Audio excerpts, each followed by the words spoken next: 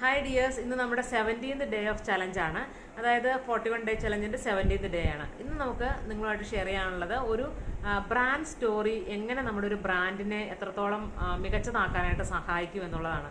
നമുക്കറിയാം, നമ്മളെ ഒരു ഇമോഷണൽ കണക്ഷൻസ് ക്രിയേറ്റ് ചെയ്യണമെങ്കിൽ അതിൻ്റെ പിന്നിലൊരു ബ്രാൻഡ് സ്റ്റോറി ഉണ്ടായിരിക്കുന്നത് വളരെയധികം അത്യാവശ്യമാണ്. കാരണം നമ്മൾ ആ ബിസിനസ് എക്സിസ്റ്റ് ചെയ്യാനുള്ള കാരണം എന്താണ്, ഇത് ഞാൻ തുടങ്ങിയപ്പോൾ ഞാൻ എന്തൊക്കെയാണ് സ്ട്രഗിൾസ് അനുഭവിച്ചിട്ടുള്ളത്, അല്ലെങ്കിൽ ഞാൻ എൻ്റെ ഏതൊക്കെ ഘട്ടങ്ങൾ പിന്നിട്ടിട്ടാണ് ഇപ്പോൾ ഈ ഒരു സ്റ്റേജിലേക്ക് എത്തി നിൽക്കുന്നത് എന്ന് പറയുന്ന ഒരു ബ്രാൻഡ് സ്റ്റോറി ഒരു ബ്രാൻഡിൻ്റെ പിന്നിലുണ്ടെങ്കിൽ അത് കൂടുതൽ പെട്ടെന്ന് തന്നെ അത് ആളുകളിലേക്ക് കണക്റ്റ് ആവാനായിട്ട് സഹായിക്കും.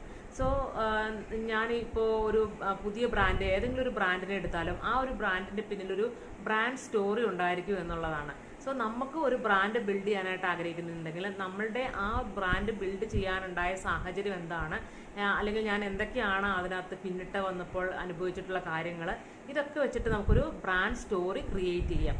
അത് നമ്മുടെ ഒരു ബ്രാൻഡിനെ ആളുകളിലേക്ക് കൂടുതൽ പെട്ടെന്ന് എത്തിക്കുവാനായിട്ട്, അല്ലെങ്കിൽ ഒരു കണക്ട് ചെയ്യുക, ഇമോഷണൽ കണക്ഷൻസ് കൊടുക്കാനായിട്ട് സഹായിക്കും.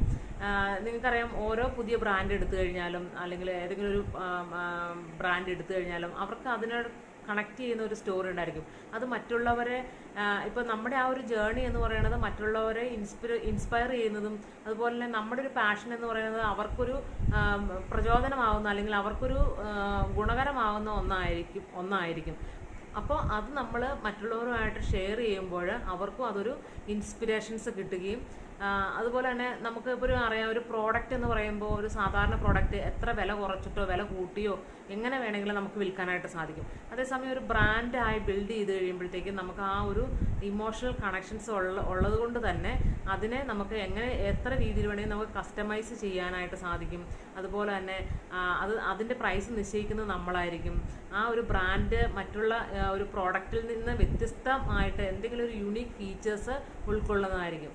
സോ ആ ഒരു ബ്രാൻഡ് ബിൽഡ് ചെയ്യാനുണ്ടായ ഒരു സാഹചര്യം, ഒരു കാര്യങ്ങൾ ഒക്കെ നമ്മൾ മറ്റുള്ളവരുമായിട്ട് ഷെയർ ചെയ്യുമ്പോൾ ആ ബ്രാൻഡിന് കൂടുതൽ മികവ് ലഭിക്കുകയും അത് മറ്റുള്ളവരിലേക്ക് കൂടുതൽ അത് സ്പ്രെഡ് ആവുകയും ചെയ്യുന്നു.